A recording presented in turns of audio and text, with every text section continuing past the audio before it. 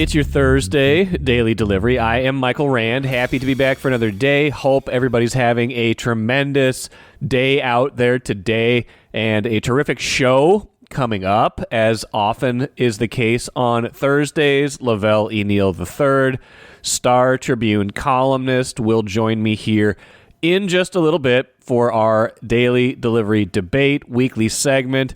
In focus this week, the Vikings defense as compared to the Eagles' suffocating, blitz-free defense in the Super Bowl.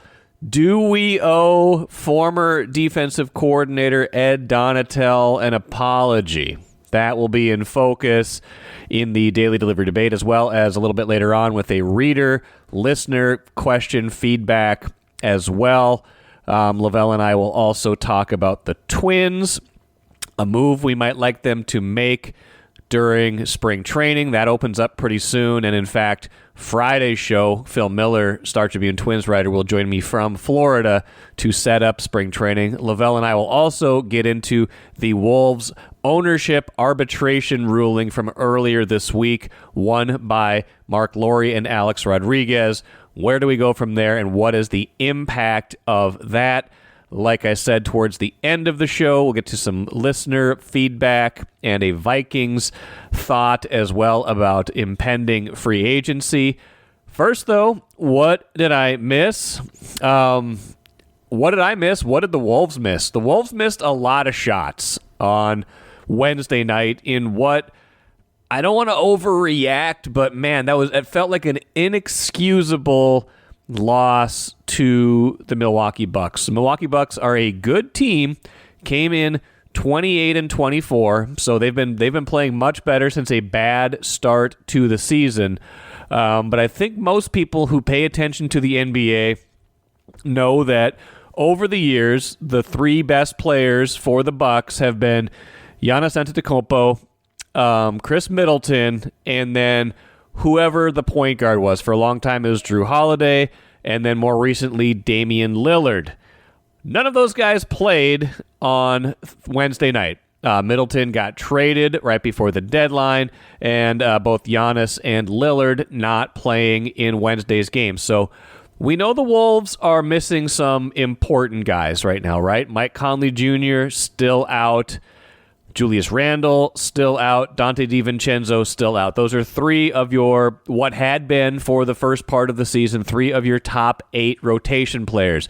They're not your 3 best players, though. They're not your 2 best players. You still have Anthony Edwards. You still have the whole cast of characters behind Ant. You are playing at home. You have a looming game, a back-to-back looming against Oklahoma City, best team in the West, now tonight, right before you go into the All-Star break. If you are going to pour your energy into winning one game before the break to make sure you get one of those 2, this is probably the one. A Bucks team playing without its 2 best players, and the front end, not the back end of the back-to-back, as I should say. Instead, the Wolves come out, and they look kind of flat. They fall behind 36-24 at the end of the first quarter. It's kind of funny. I was watching the early part of this game with my 5-year-old son, who doesn't so much understand the intricacies of basketball and keeps asking me every minute who's winning, who's going to win based on who's winning in the moment. I had to keep explaining to him, you know what? The Bucks are winning right now, but it's a long game. There's a long way to go. But that did reveal to me as we were watching it into the second and third quarter, as the Wolves made a comeback, got themselves close, eventually did take a couple of leads. They had a lot of opportunities to take a lead and didn't. They had possessions that could have given them the lead in the second quarter, third quarter, didn't get the lead there. They had a lot of chances to extend that lead and didn't. I think that came back to bite them in the end of a 103-101 loss. Anthony Edwards was more or less the symbolic gesture, the symbolic choice to represent the entirety of what went wrong in this game. Ant goes 10 of 33 from the field, 10 of 33. Scores 28 points, has an otherwise okay game, but 10 of 33. You cannot miss 23 shots in a game. especially when you lose by 2. He missed his last 3 shots, including 2 in the final 40 seconds, missed a mid-range jumper that would have given the Wolves the lead. Bucks come down. Brook Lopez gets fouled. He makes 2 free throws to put Milwaukee up by 2. 10 seconds left. Ant goes down. Tries to be the hero. Tries to make a 3, even though he's been shooting the 3 poorly all night. Gets a good look. It's a good step back. It's his shot, but his shot hasn't been falling all night. Misses it again. Wolves lose. And again, I don't know exactly what I would have done differently in those last 2 possessions. I think your best player taking 2 shots where he had pretty good looks is a fine way to go. It's just a night when he didn't have it going. So is there something else to explore? He finishes 4 of 17 from three-point range. When Ant is not making his three-point shots and you don't have Mike Conley to get yourself organized, they talked about that a lot after the game. For all you want to say about Mike Conley, and I've said plenty about Mike Conley Jr. this year, not looking the part, looking old, looking like he is a bit washed. They are 2-6 now when Mike Conley Jr. does not play this season. He does things that maybe go unnoticed on the floor to the casual eye, that go unnoticed in the box score, but he does help them win games, and more importantly, helps them not lose games. I don't think they lose this game if they have Mike Conley Jr. playing, because really the rest of what they were getting from their point guard play was pretty bad. We're talking about Rob Dillingham.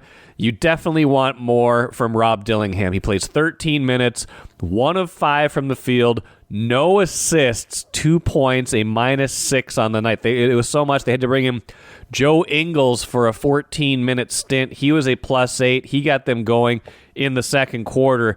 Nice to have a steady hand like that around. Might have liked to see even more of him in other situations down the stretch, certainly. But if you're not getting that from Rob Dillingham, your true point guard, Nickeil Alexander-Walker, he's fine, he's nice, but you ask him to do too much, and some of his limitations get exposed. He only had 5 points. He did have 5 assists, but if between the 2 guys who are playing primarily your point guard score 7 points all night and are a -8 on the night, you are going to struggle. You are going to have a hard time winning that game. So you just look at it, you look at the totality of it, a missed opportunity. You don't want to overreact, but a missed opportunity, an immature game to a certain degree, because they, again, fall behind by double digits instead of looking at this Milwaukee team and saying, oh, man, a chance to put it on them early, a chance to beat a team without its 2 best players. Instead, they let Milwaukee get some confidence, get it rolling. Milwaukee still got other good players. I'm not saying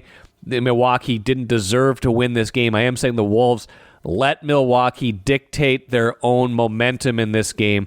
And even though the Wolves certainly could have won, they had a lead late. If they certainly could have made better plays, had better shots made at the end of the game, but it also could have possibly been a game where it wasn't that close, and it shouldn't have been that close. It is daily delivery debate time. I am joined today by Velle E. Neal III, Star Tribune columnist. Velle, how you doing? I'm doing great. Thanks for having me on. Thank you for joining me. And good, some minor technical difficulties, having to do this on the phone again today, working on the new laptop.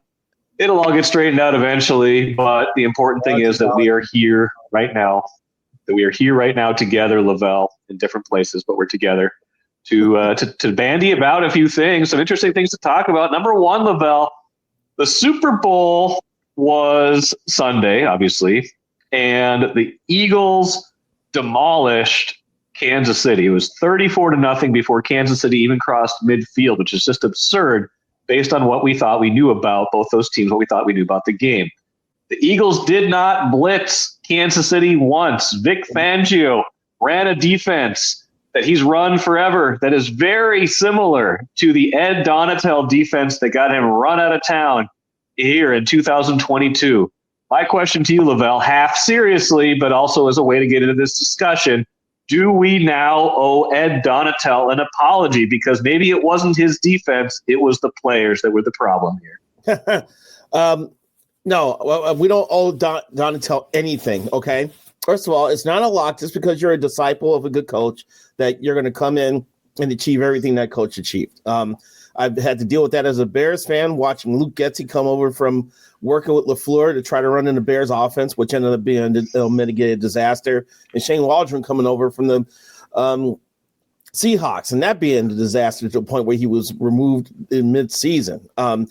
You like to pluck from that tree when you're looking for good coordinators, people they've worked with. I mean, anyone's worked with Sean McVay, you're going to want to hire him, including KLC. But, yeah, in the end, I will admit this. In the end, players make coaches look good. And I think what you saw on Super Bowl Sunday was a combination of a really talented Philadelphia defensive line go up against a Chiefs offensive line that has seen its better days. They've had to kick their all-pro left tackle into left guard, Joe Thuney. I think that weakened them on the ends. They really got trouble dealing with the defensive ends and their rushes on Sunday. And so I just think the matchups there, because, the Chiefs had the highest paid center, Creed Humphrey in the league. He's making $18 million a year. So they're pretty stout up the middle. A lot of problems you saw were coming from the edges.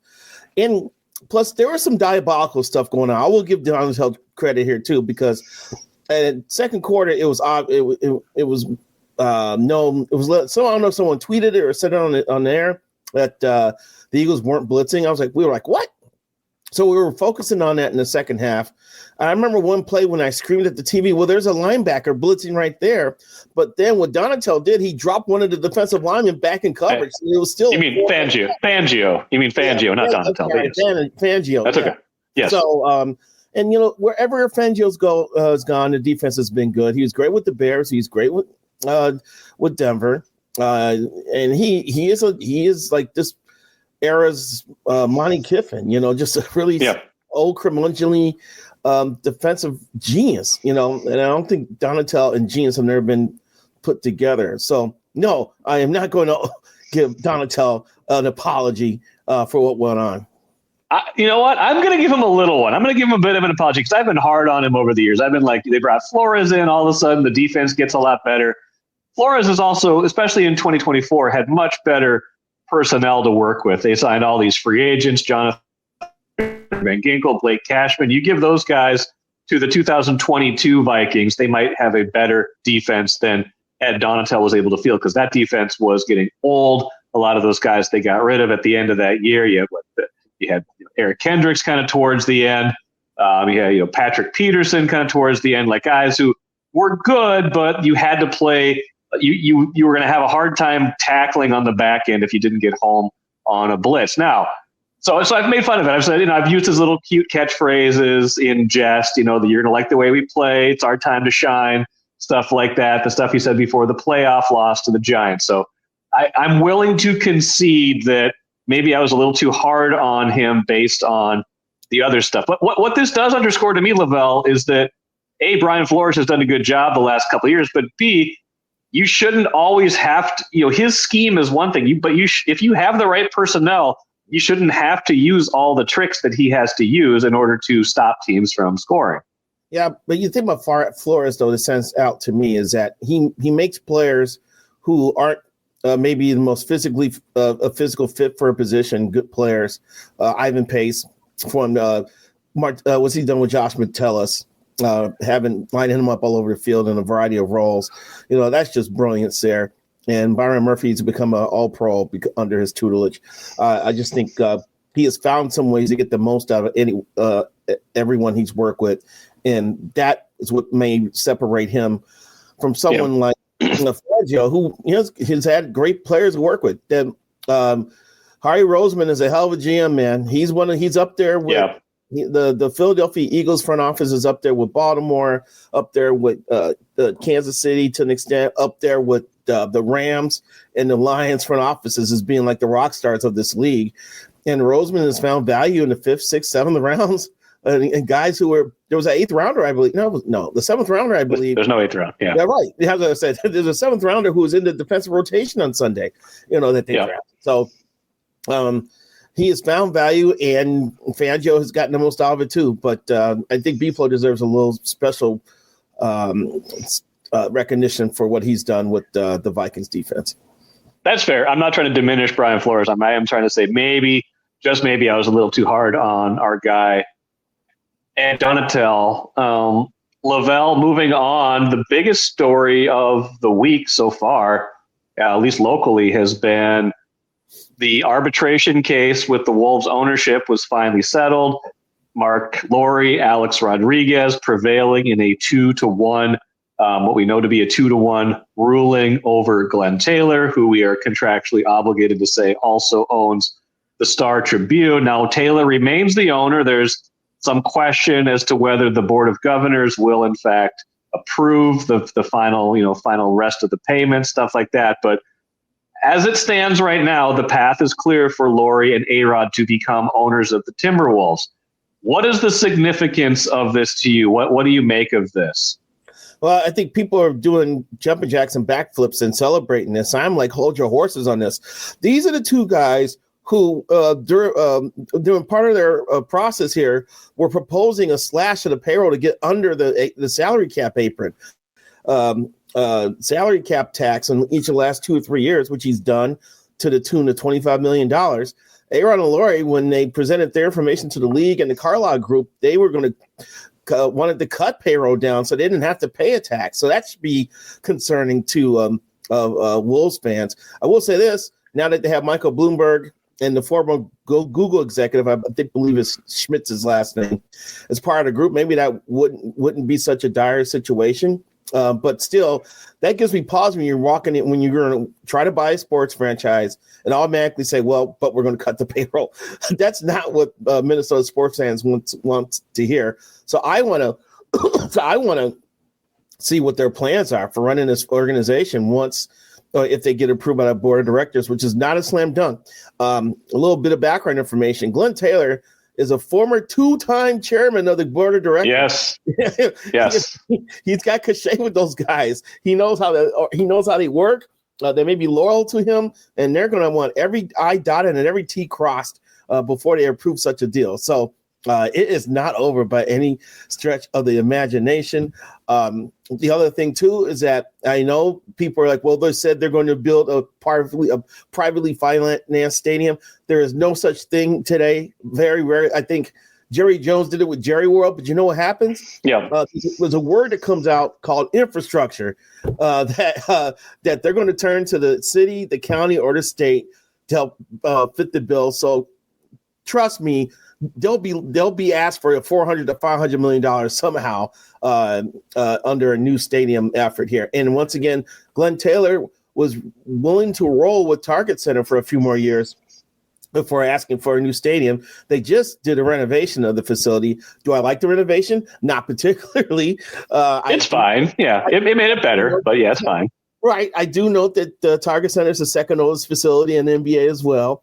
But A-Rod and Lowry, the first day they talked about this collaboration with Glenn, they were talking about building the stadium. And I asked A-Rod directly, he's like, well, we want to do everything first class. That was his quote, Yeah. So get ready for Stadium Wars to return eventually once these two guys get a hold of the franchise, if they get a hold of the franchise.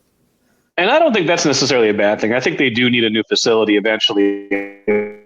Anything that's going to happen is going to take a while because you got to get it approved. You got to get it built. Like, we're many, many years away from the Wolves and Lynx potentially playing in any kind of new facility. My big takeaway from all this is, unless an owner is like great or terrible, we probably overrate the impact of ownership, right? Like, I don't think Glenn Taylor has been a terrible owner of the Wolves. I think Jeff Day and I talked about this the other day of the Wolves and Lynx, especially the Lynx. He's been great with the Lynx.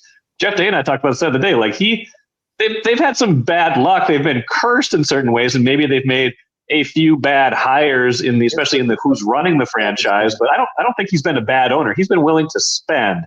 And I think if Lowry and A-Rod bring a little bit of energy to this, again, if they get approved and are willing to spend, I think it'll all work itself out fine without there being maybe that much of a difference, except for, hey, it's new and it's fresh and it's different. Yeah, I'm going to defend Glenn. I know he owns this newspaper and this is this news gathering organization, as we should call ourselves now in today's digital world. But at the same time, fans are like, yeah, don't let the door hit him in the rear end when he walks out. The doorknob hit him in the rear end. I'm like, at the time when he bought the team, there was a little bit of uncertainty about the future of the franchise because Harv and Marv were nearly sold the team to Bob Aaron to move to New Orleans, which I believe the league ended up nixing.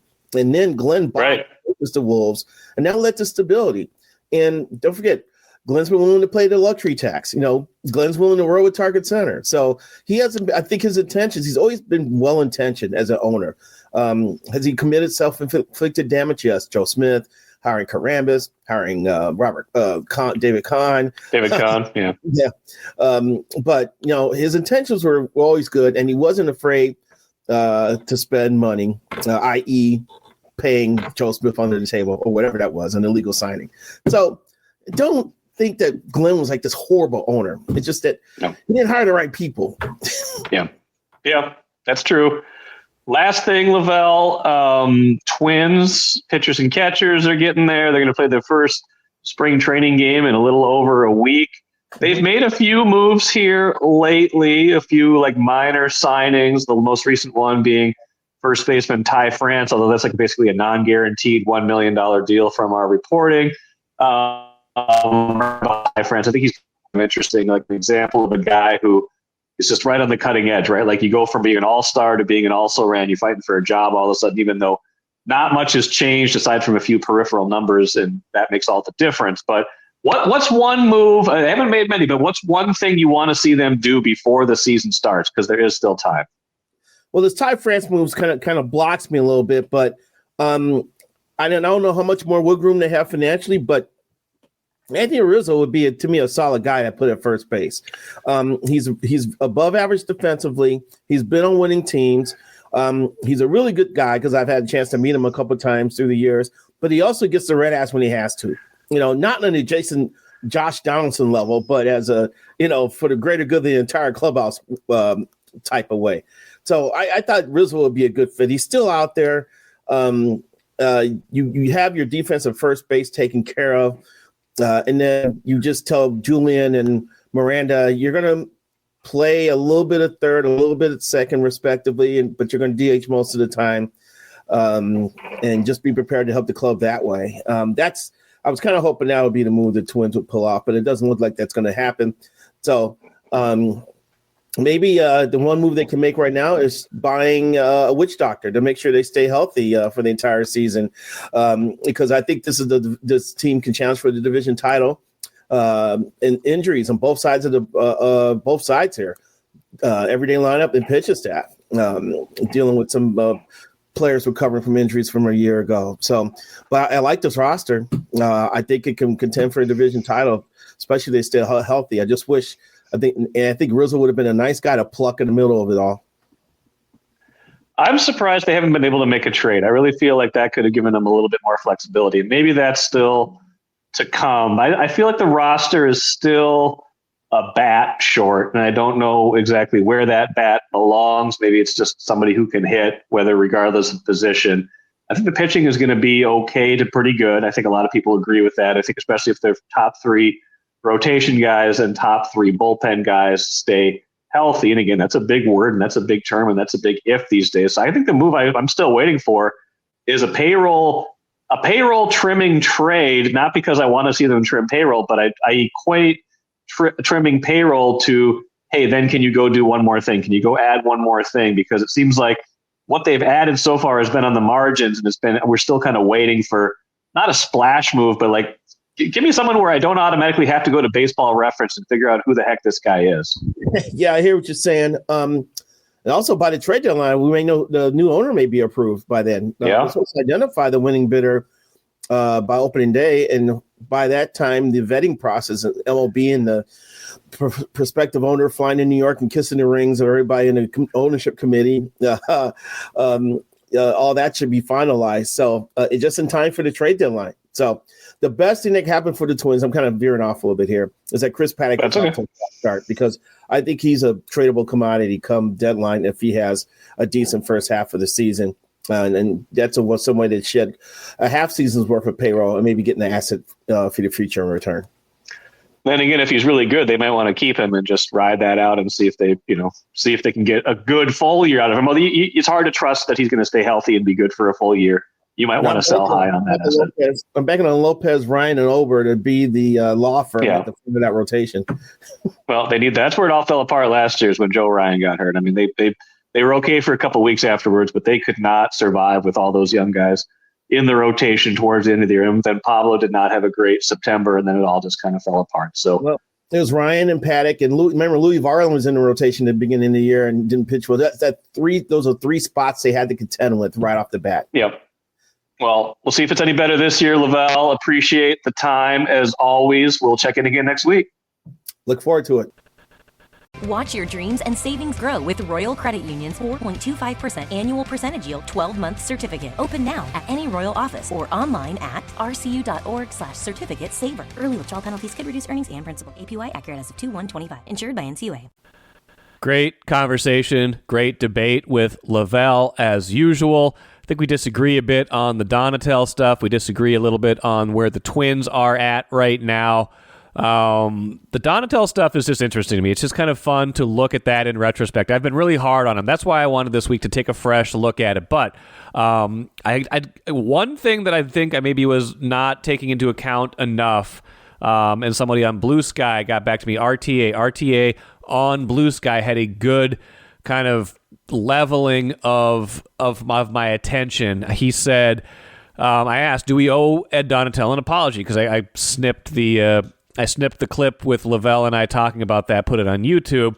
He said, definitely not. He didn't have the personnel for the scheme he was trying to run. Good coaches adapt their scheme to fit the personnel. I think that's a good take. I think that's a smart take, one that I don't think Lavelle and I got into enough. If you have a defense where you don't have the front four to run that kind of defense, maybe you shouldn't be running that defense. And that was the frustration with Donatel. That was one of my chief frustrations with Donatel while the season was happening, that they didn't adapt, that they didn't bring enough pressure, that they didn't recognize that what wasn't working. So thank you, RTA, for the reminder of that. Didn't play the sounder before RTA, even though it was on my social media. So let's play it right now as we look at an email from a reader too. Time to check my social media, to see who loves me online. Hashtag blessed life. So I wrote kind of a nuanced piece about the three Twins free agents they've signed so far. Low leverage guys. Danny Coulombe, Ty France was the most recent one, and then Harrison Bader was in the middle. And mostly it was about Ty France, a guy they basically have taken a flyer on. 1 year, $1 million, non-guaranteed. But I wrote about how Ty France had two pretty good years in 2021, 2022. He has played a ton in the last 4 years, like over 600 plate appearances on average over the last 4 years, including 3 years in a row where he had over 600. Last year was still over 500. So he's been available. He gets hit by pitches ton. They had like 95 hit by pitches in that span too. But basically 2021 and 2022, OPS, right around 800. 1 year a little bit above, 1 year a little bit below. Hits some home runs, but mostly a line drive gap hitter who is going to, give you professional at-bats. 2023, not as successful. It wasn't like a tragically bad year, but his OPS dipped to just a little over 700. Last year, OPS down to 670. But you look at some of his peripheral stats, hard hit rate, walk to strikeout rate, like all of it is pretty much the same over the span of those 4 years. He's just maybe a little bit less lucky. Defenses have figured out how to position him a little bit better. You miss a hit a week. Bull Durham, the famous diatribe about missing a hit a week. One more of those falls in. All of a sudden, he's a much better player. Is he the same guy, or is he a diminished player now? The guy that made $6.7 million last year and now has to settle for a $1 million 1 year non-guaranteed deal. So I kind of wrote about the fragility of success in the major leagues. This 30-year-old guy who was trending in a pretty good direction, had two lesser seasons, still played a lot, but two lesser seasons, even if his peripheral numbers look the same. And now here he is at this stage of his career, just basically trying to hang on. Emailer Bill has the counterpoint to that. He writes to me, subject line, France. Another cheap acquisition on a team who won't spend money. I'd rather watch the Minnesota Dance team than the Twins, Bill.